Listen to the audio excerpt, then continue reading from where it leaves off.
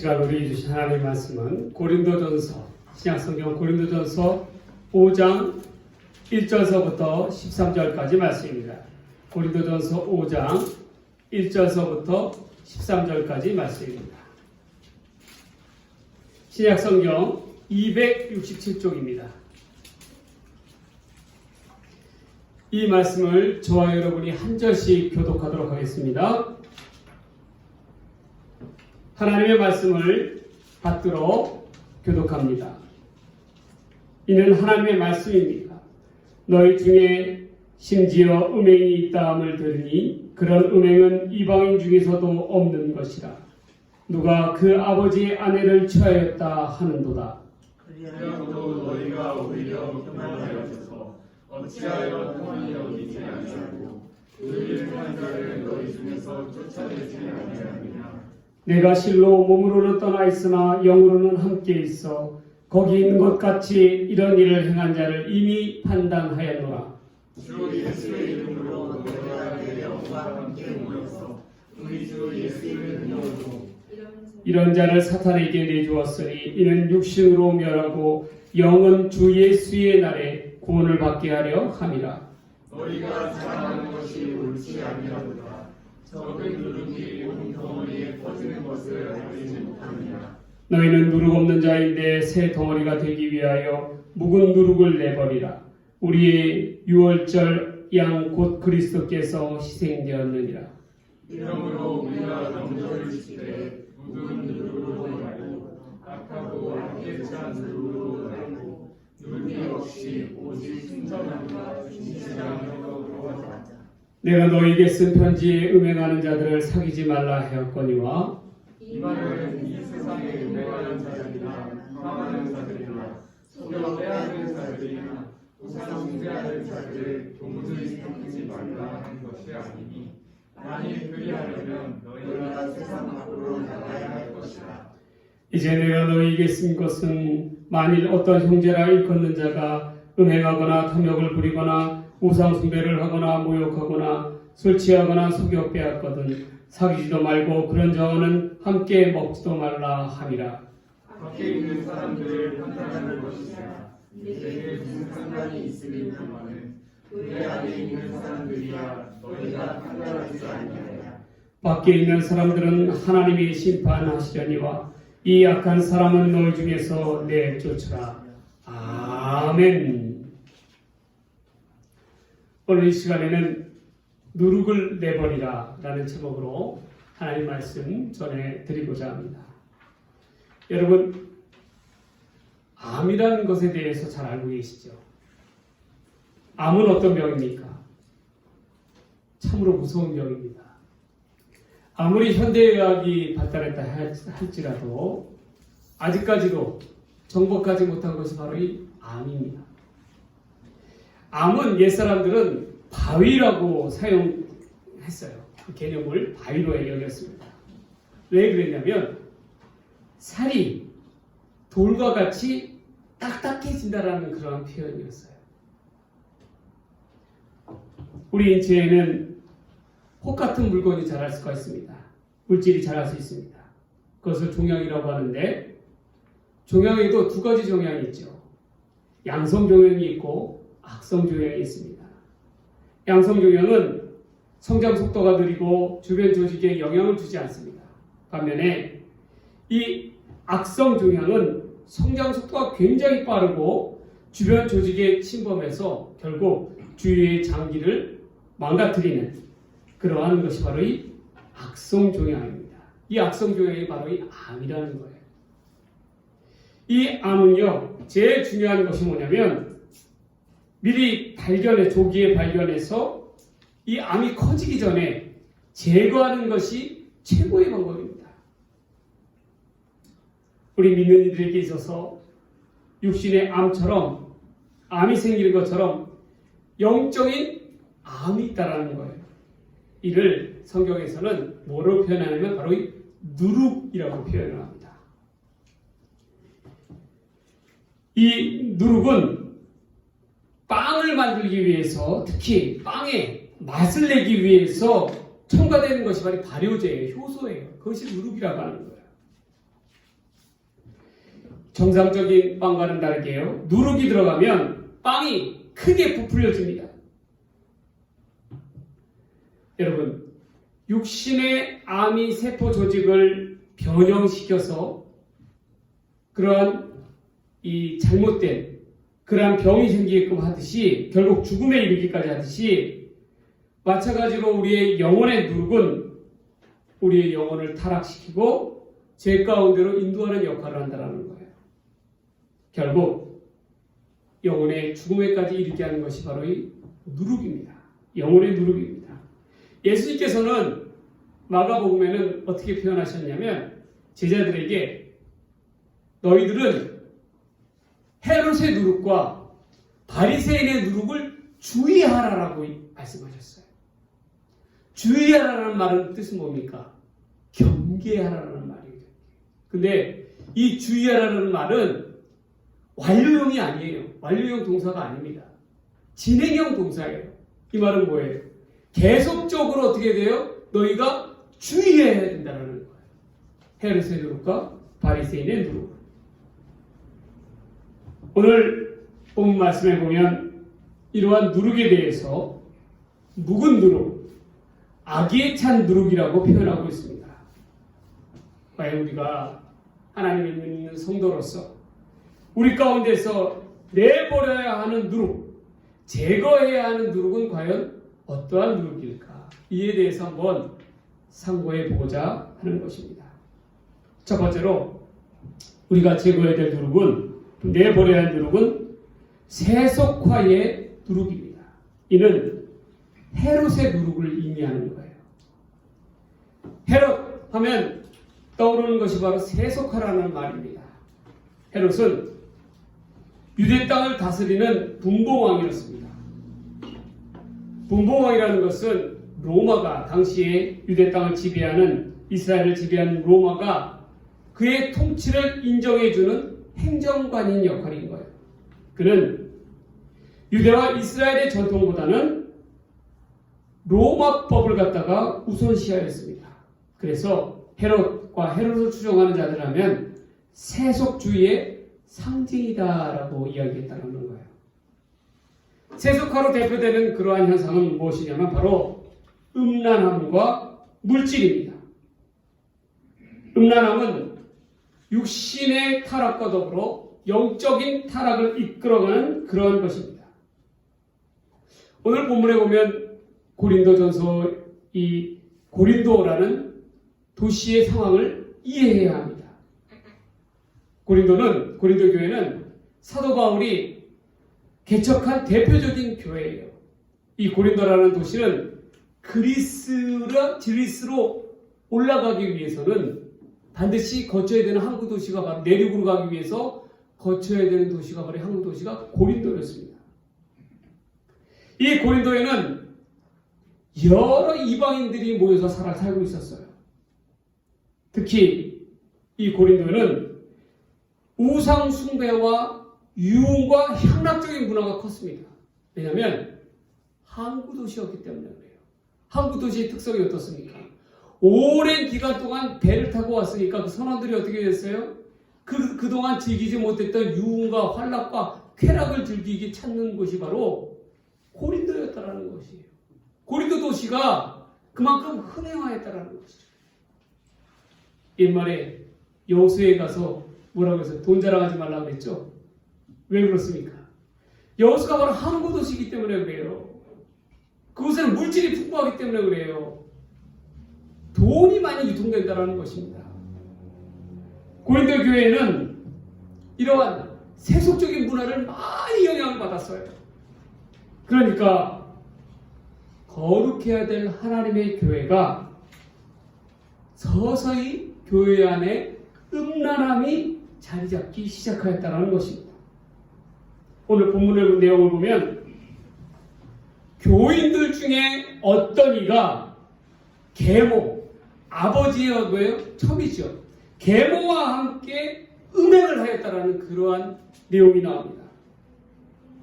근데 문제는 이러한 악행에도 불구하고 사도 바울이 뭐라고 얘기했어요? 이러한 음행은 세상 사람들도 하지 않는 거라고 얘기하지 않습니까? 그런데 교회 안에 있는 성도 가운데 이러한 음행을 저질렀다라.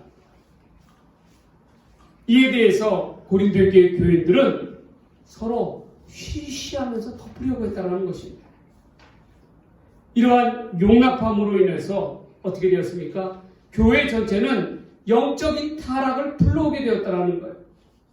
그래서 사도 바울은 이를 안타까운 마음으로 침책하고 있는 내용입니다.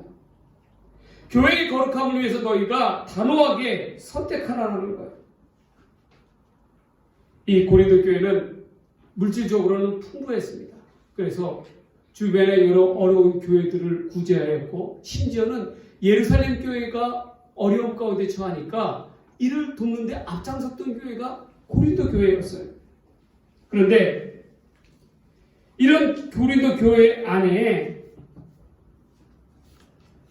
풍요함은 결국 어떠한 현상을 나타내냐면 교인들의 삶의 우선순위를 바꾸어 놓았다는 거예요. 그래서 고린도 교회 안에는 영적인 자랑이 만연하였고, 고린도 교회 안에는 늘 다툼과 분열이 끊이지 않았어요.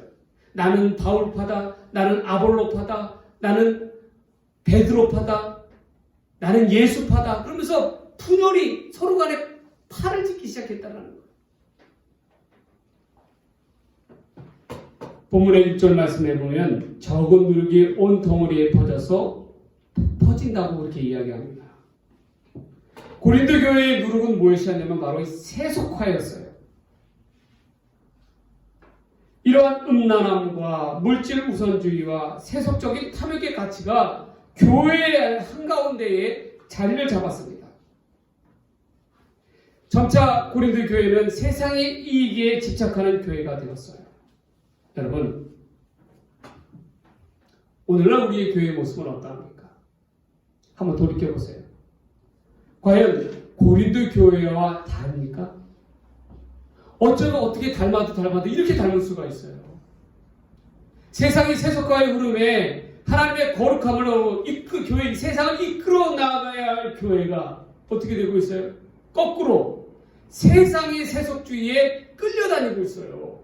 그리고 교회 안에 세속적인 문화가 가득 차게 되었다는 거예요. 온갖 음란함과 더러움과 물질 만능주의와 세상적인 이기심이 가득 차 있다는 거예요. 교인들이 성경과 하나님과 거룩함을 논하지 아니하고 뭘 얘기하고 있어요? 음란한 대화를 하고 어떠하고 있습니까? 세상에 돈 버는 방법을 갖다 주식이 얼마 올랐다. 그런 것이 화제의 중심이 되어가고 있지 않아요. 오늘날 교회의 모습을 보세요. 고린도 교회가 별반 다르지 않아요. 그리고 나서 어떻습니까? 교인들 간에 서로 팔을 짓습니다. 고린도 교회가 똑같아요. 이러한 세속화의 누룩이 교회를 사로잡는 것입니다. 여러분, 누룩은 작은 것이랄지라도 이 작은 효소가 어떻게 해요? 음식물에는 큰 지대한 역할을 하게 됩니다. 영향을 나타내요. 마찬가지로 세속화라는 그러한 악한 영향력은 교회에 지대한 영향을 끼칩니다.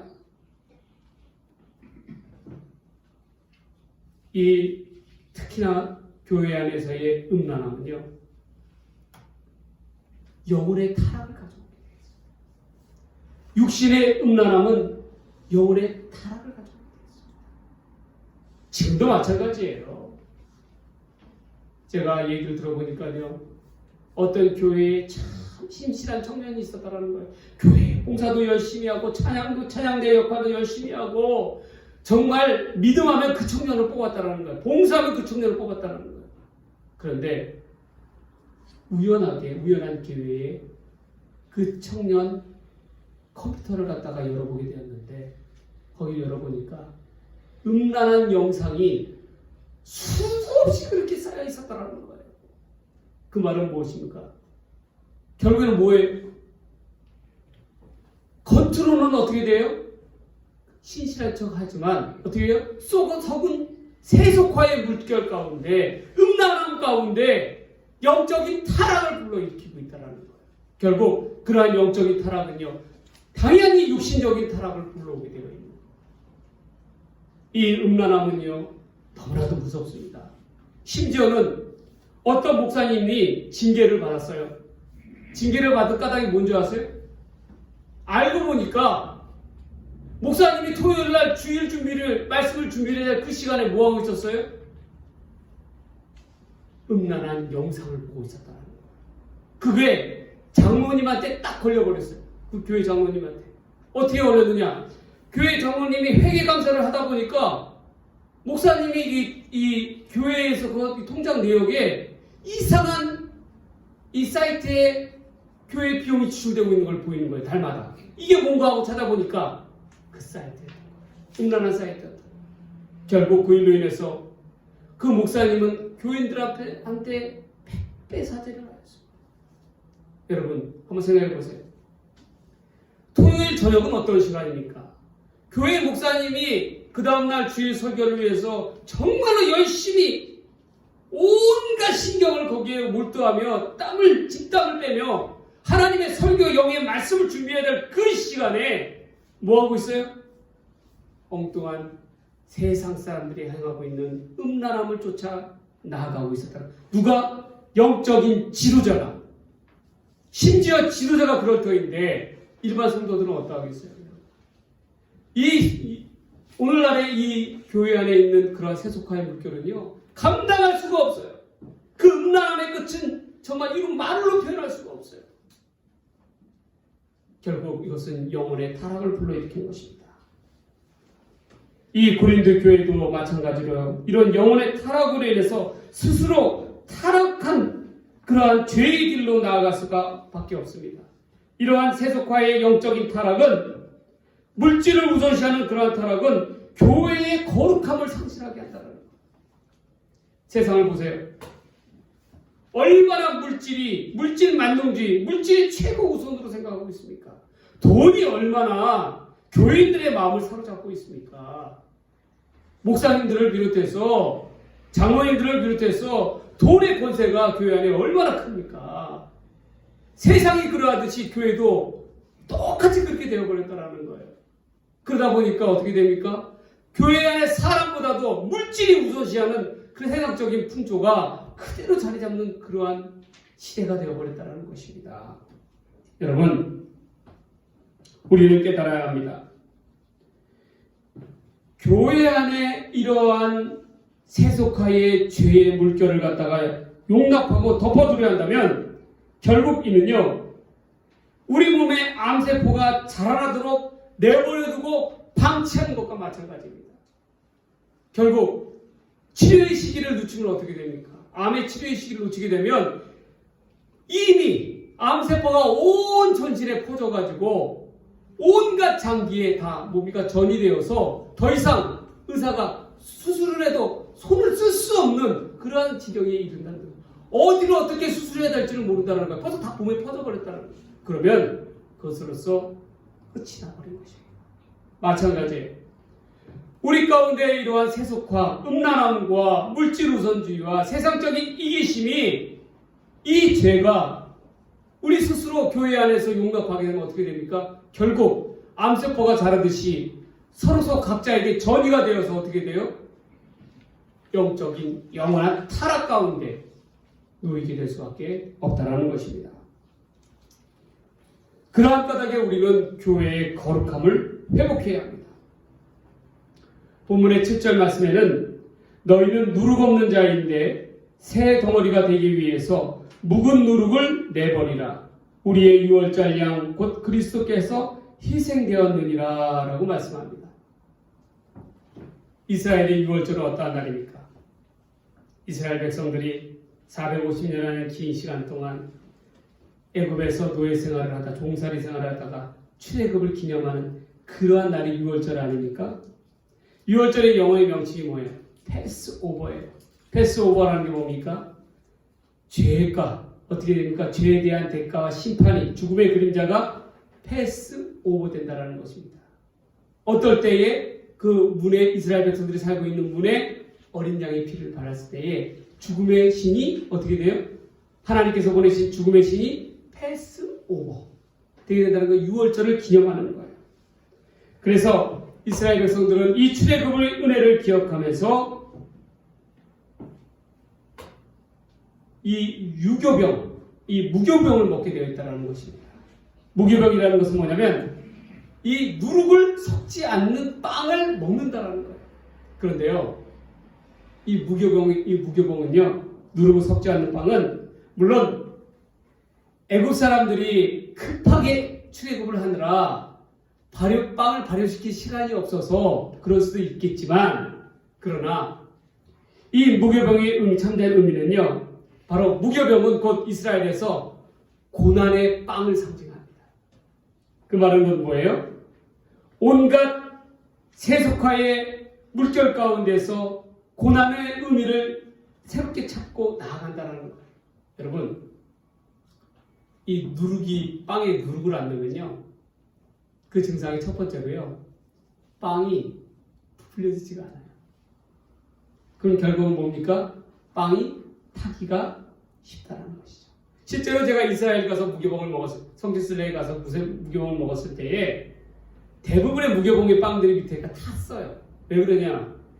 효소가 들어가야 빵이 부풀어지지 않을까요? 그 열을 갖다 간다고 해서 부풀어지지 않아요? 그런데 어떻게 돼요? 효소가 없는 까닭에 밑에 바닥이 타는 거예요.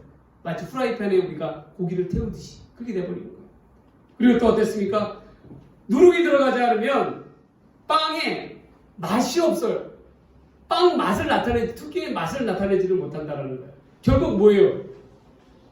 이 무교봉 빵을 먹으면 씁쓸하다는 거예요, 맛이. 이건 밀가루를 먹는 것 같기도 하고, 도통 맛이 안 나는 거예요.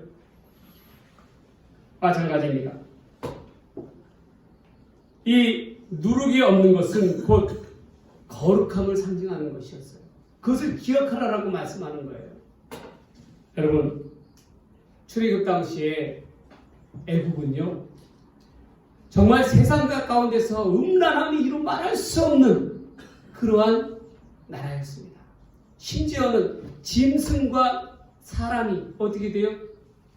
관계를 맺는, 이러한 서로 동성 간의 관계를 맺는 그러한 것이 판을 쳤던 나라가 바로 애굽이었어요.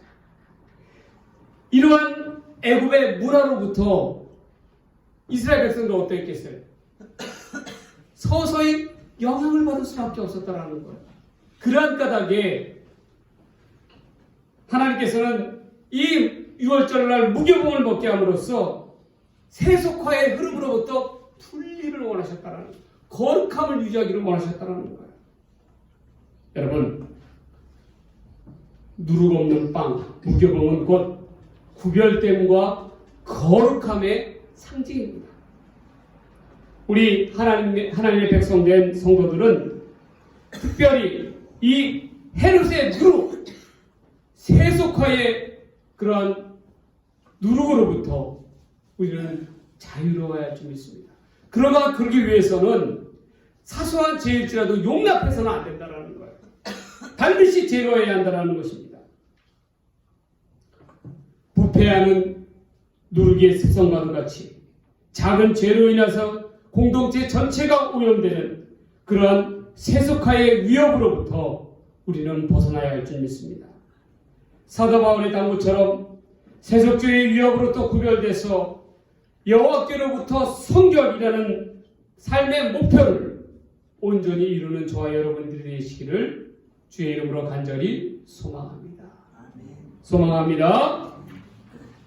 두 번째로 우리가 내버려야 할 누룩은 바로 바리새인의 누룩, 곧 외식이라는 것입니다. 여러분, 길거리에서 트럭에 보면 중국 호떡이라고 있습니다. 한번 드셔보셨습니까? 중국 호떡의 특징은 뭡니까? 우리나라 호떡과는 달라요. 우리나라 호떡은 그 안에 뭐가 있어요? 설탕이 녹여져 있잖아요. 그런데 중국 호떡은요, 이렇게 둥그렇게 큽니다. 커요. 부풀어져서. 그런데 그것을 갖다가 한 입 깨물잖아요. 그러면 어떻게 되냐면 과자처럼 부스러져 버려요. 그리고 그 안에가 텅텅 비어 있습니다. 정말 허무해요. 기대하고 먹었다가 허무합니다. 이처럼 성경에서 바리새인 하면 떠오르는 말이 외식입니다. 외식이라는 말의 의미가 뭐냐면 연극 배우가 가면을 쓰고 다른 사람처럼 행동하는 것을 외식이라고 이야기합니다. 성경은 이를 두고서 남에게 보이기 위해서 거짓으로 행동하는 것, 도덕적인 종교적인 가식이나 위선을 갖다가 뜻하는 거예요. 결국 바리새인의 누룩은 그냥 있는 그대로의 모습을 보여주는 것이 아니라 누룩처럼 자기의 신앙, 자기의 경건의 모습이 부풀려지기를 원한다는 거예요. 사람들에게 하나님 앞에서 내 믿음이 최고다. 그러니까 너희들도 내 믿음을 따라서 어떻게 돼요? 따라오라는 것이죠. 경건해야 된다는 것이죠. 이처럼 스스로 선생이 되기를 원하고 으뜸이 되기를 자랑하기를 원하는 것이 바로 바리새인들이었습니다. 그래서 예수님께서는 바리새인의 누룩을 주의하라고 이야기합니다. 바리새인들은요, 스스로 믿음하고 경건하면 자기들이 최고라고 여겼어요. 그들은 어느덧 그들의 신앙의 모습은 하나님 중심의 하나님을 위한 신앙의 모습이 아니라 자기 만족의 신앙으로 나아갔다는 거예요. 마치 경건이라는 모습을, 신앙이라는 모습을 연극배우처럼 꾸미는 것입니다. 겉과 속이 다르게 행동하는 거예요. 포장하는 거예요. 이러한 바리새인의 신앙의 모습 가운데는 진실함과 순수함이 없습니다. 그저 형식적인 신앙의 모습이라는 거예요. 특별히 유대인들은 피의 순수성을 강조합니다. 선민의식을 강조해요. 그러나 그 중심에는 하나님의 뜻을 버렸다라는 것입니다. 오직 눈에 보이는 것이 최우선으로 여겼다라는 거예요. 믿는 이들에게 있어서 신앙이라는 것은 뭘로 대표합니까? 바로 하나님 사랑과 이웃 사랑입니다. 그런데 바리새인들은 하나님 그렇게 외치면서 입술로는 외치면서도 정녕 이웃 사랑에 대해서는 외면하는 모습이었다라는 거예요. 이 말은 뭡니까? 거짓 경건이라는 것이죠. 믿음을 가장한 인간다움을 상실하는 것입니다. 하나님이 원하시는 것은 뭐예요? 인간다움이에요. 서로 간에 긍휼을 원하시는 거예요. 사랑을 원하시는 거예요. 어려운 이들을 도우라는 것이에요.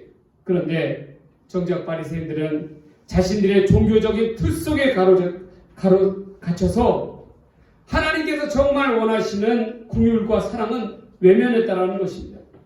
그리고 하나님보다도 자신들의 신앙적인 만족을 더 우선시하였다라는 거예요. 예수님께서는 이처럼 형식주의적이고 진실한 신앙의 모습을 버린 채 수학 공식적인 그러한 신앙생활을 하는 바리새인을 두고 바리새인의 누룩을 주의하라고 경고하시는 것입니다. 그런데 제자들을 보니까 제자들은 어땠습니까? 제자들은 예수님을 따른다고 하면서도 어떻게 했어요? 겉으로는 예수님을 따른다고 하면서도 속으로는 바리새인을 쫓았다고 합니다.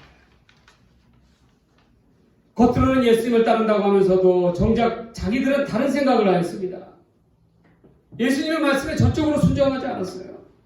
그리고 예수님의 뜻을 따르기보다는 자신들의 생각과 의지와 자기들의 만족을 더 우선시 여겼다는 것입니다. 예수님의 제자, 사도로서 주님의 이름을 팔면서 바리새인처럼 사람들 앞에 높아지기를 원했어요. 으뜸이 되기를 원했다는 것입니다. 스스로 높은 자리에서 자기의 모습을 드러내기를 원했다는 거예요. 얼마나 스스로 뽐내기에 앞장섰고 얼마나 주님 앞에 인정받기를 원했습니까? 자기의 신앙의 모습을 최고라고 여기며 스스로 크게 여기려는 그러한 생각들에 젖어 있었습니다. 바로 이러한 생각들이 누룩 같은 모습이라는 거예요. 누룩 같은 모습. 여러분, 우리 사랑하는 다섯교회 성도 여러분, 경건이라는 것은 스스로 경건히 여긴다고 해서 경건해지는 것이 아닙니다.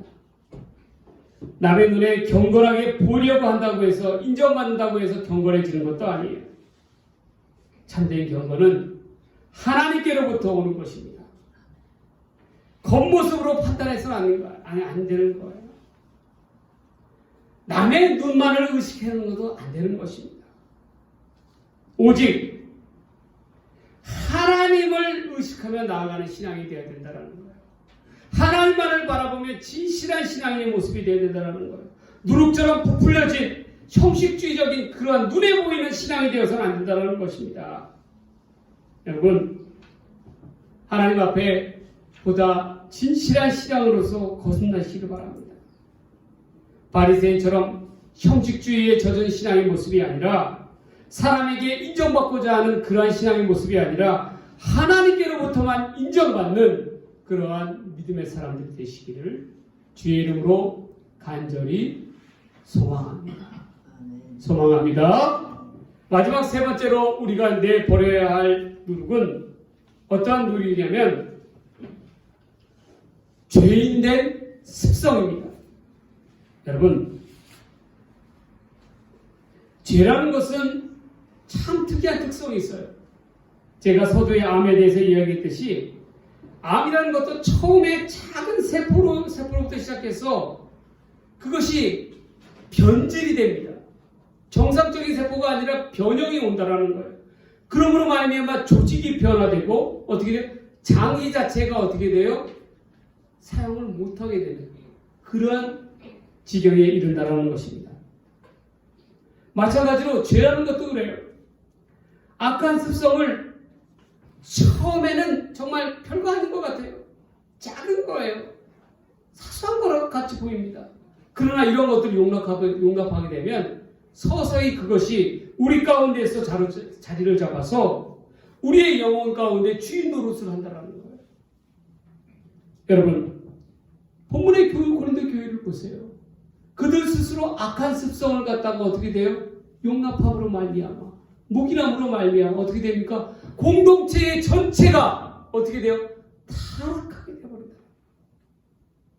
그리고 이런 것이 오래된 죄의 습성이 되어서 결국 고린도 교회 전체에 큰 영향으로 가져왔습니다. 다시 한번 본문 6절 말씀을 봅니다. 적은 누룩이 온 덩어리에 퍼지는 것을 알지 못하느냐. 여러분,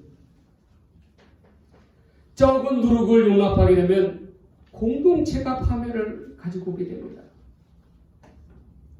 공동체의 거룩함이 회복되기 위해서는 무엇보다도 우리 공동체 안에 있는 암덩어리와 같은 것들을 제거해야 돼요.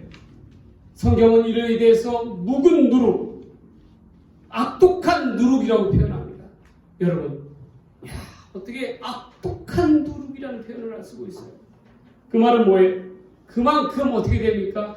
누룩이 공동체에 끼치는 영향이 크다라는 거예요. 그런데 오늘날 우리 교회의 모습을 보십시오. 참 특이하게도 교회는 참으로 폐쇄적인 공동체입니다. 그저 옛 모습을 고수하려 하고 있어요. 자신들의 전통을 따르기를 원합니다. 변하려 하지 않는다는 거예요. 바꾸려 하지 않는다는 거예요. 그저 옛날 습성을 그대로 따라가기를 원한다는 거예요. 신앙이 교리에 위배된 악독한 죄의 습관일지라도 이를 묵인해 나가려고 합니다. 결국 이를 감당할 수 없는 지경에 이르게 되면 문제가 드러나게 되고 결국 이는 교회의 공동체가 무너져 버리게 된다는 것입니다. 여러분, 우리에게 있어서 죄라는 것이 이런 것이에요.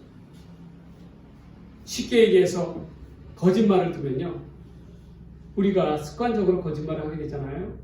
그럼 어떻게 되는지 아십니까? 그것이 결국 그 거짓이요, 자기 자신조차도 속이게 됩니다. 그래서 마치 어떻게 돼요? 거짓이 진실같이 여겨진다는 거예요. 그렇게 돼서 어떻게 됩니까? 결국 거짓이라는 그 틀 가운데서 벗어나지를 못하는 거예요. 죄의 습성 가운데서 벗어나지를 못하는 거예요. 그 시작은 무엇이었어요?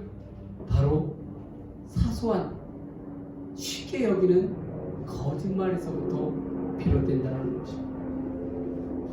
여러분, 우리는 누르고 없는 새 덩어리가 되어야 돼요.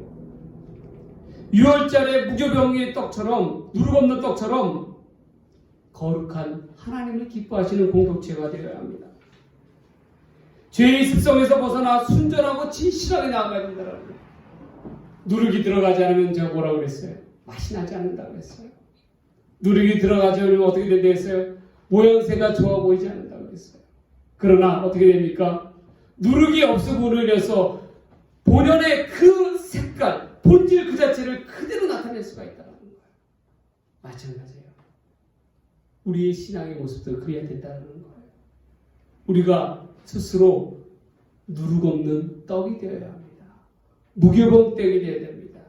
그럴 때에 고난이 닥쳐온다 할지라도, 희생이 다가온다 할지라도 이를 감당해내야 한다는 거예요. 그래야 어떻게 됩니까? 공동체가 살아납니다. 여러분, 이제 말씀을 뵙습니다. 결국 내버리다라는 그러한 동사의 의미는 부정한 것을 제하는 것입니다. 부정한 것을 제한다는 것은 거룩하여지는 거예요. 구별되어지는 거예요. 거룩함으로 인하여 내가 높임을 받는 것입니다. 히브리어 동사 니크타 쉬티라는 말이 있어요. 니크타 쉬티. 한번 따라해 봅시다. 니크타 쉬티. 이 말의 뜻은 내가 거룩함을 받을 것이다 라는 그러한 말이에요.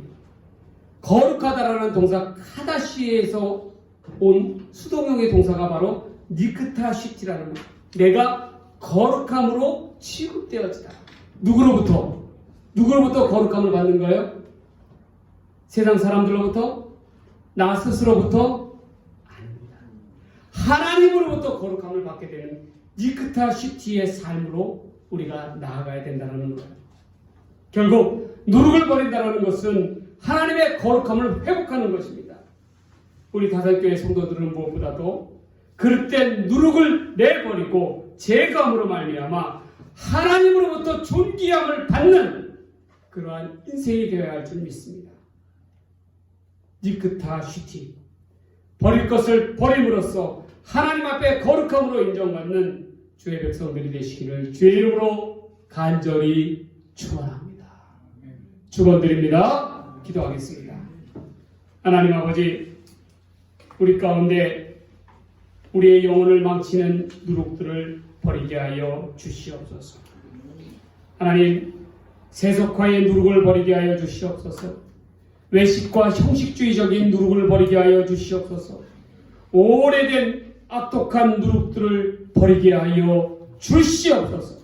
그러므로 말미암아 하나님으로부터 니크타 쉬티의 삶으로 나아갈 수 있는 그러한 거룩한 믿음의 백성들 될 수 있도록 하나님 인도하여 주시옵소서.